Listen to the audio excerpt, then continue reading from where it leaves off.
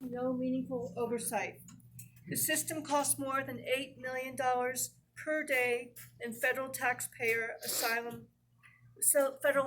dollars. Non-citizens in detention include asylum seekers, longtime U.S. residents, and green card holders. Today, we have 50,000 people in ICE, detained in ICE. As President Marianne, will you commit to reducing this bloated, expensive detention system by at least 75%? Not only will I do that, I was at Homestead Detainment Center in Florida the other day, right, the day after the debate. These detainment centers, as you said, they're private. Everybody really needs to understand what that means.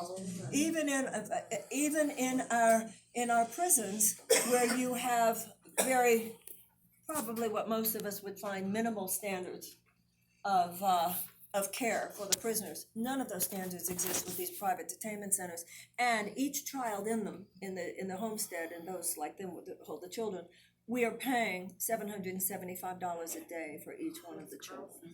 My father was an immigration lawyer. My brother is an immigration lawyer.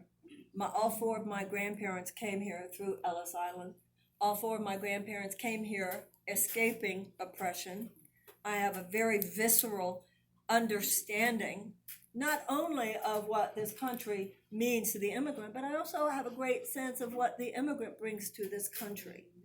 Now, the good news, so my answer to you is yes, but I want to report the good news that I saw in Florida there. You climb up on a ladder, they won't let you go in, and you look over the ladder and you can see the young people walking. But what I saw on this side of the fence was very heartening.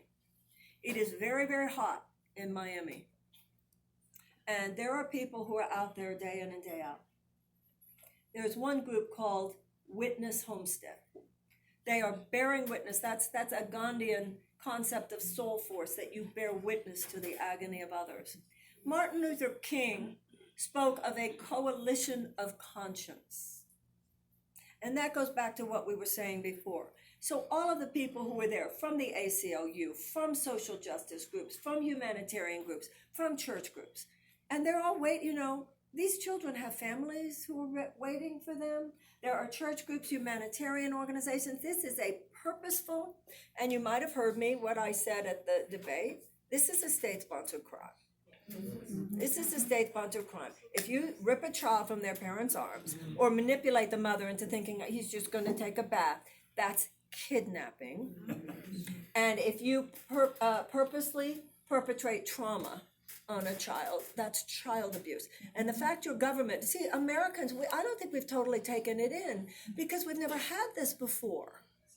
I mean, we've had Democrats, we've had Republicans, we've had conservatives, we've had Democrats, but liberals, but nobody ever used weapons of mean spirit, and he's doing this, of course, purposeful cruelty, in order that people down in Guatemala and Honduras and El Salvador and everywhere south of the border, quote unquote, won't even think about it.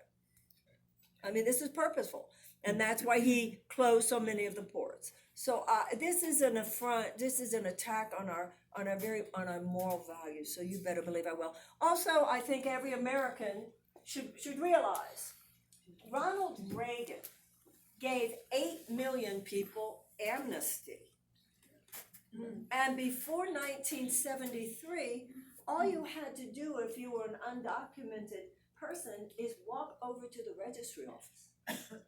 So this whole thing, and you might have heard me say at the debate, when I said I don't remember any of you guys having anything to say about U.S. policy, foreign policy in Latin America, they were all little, and then of course the moderators jumped right off it. But this is why, if our international policy, I believe that all international policy as well as domestic policy should be based on one bottom line: helping people thrive. That's how you have peace. That's how you have prosperity.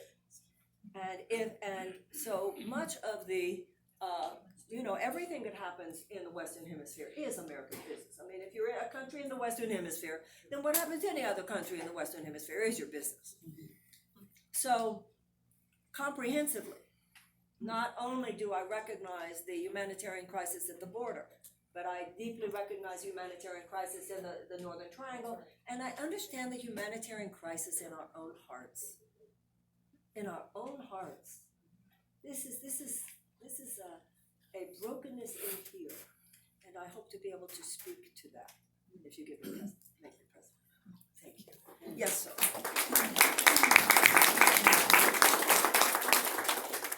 As a disciple of Ernest Holmes' teachings, Oh, how wonderful. married to a science of mind practitioner. I feel a lot like Mary Baker Eddy and Adam Blavatsky. They took a lot on them too. I've thought a lot about them in the last few days. Two quick questions Yes, for sir. you, easy questions.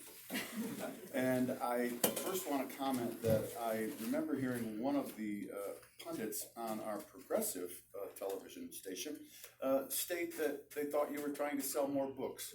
Oh, God. Yeah, I can speak to that. So I did bring two really old books. Yeah. If you have time to sign them, I'd then. be glad to sign it. Somebody give me. I have a pen right here. Dr. Williamson, Reverend Dr. Williamson, I have a pen right here. We have a new book. Here's my new book, In Politics of Love. The truth of the matter is, this is the opposite of helping me sell books, because it would be illegal to use the campaign and to use it to sell books, have books for sale here, etc. So the last thing you want to do is actually, if you want to sell books, you go on a book tour. You don't do this. Thank you. It hasn't stopped some candidates, I have to say. But since you mentioned it, and I had it here. First question. May I encourage all of the practitioners at my center to treat for your campaign? I would be so honored and grateful. And the second question is, may we caucus for you? Well, nothing would make me, of course. What do you think I'm doing?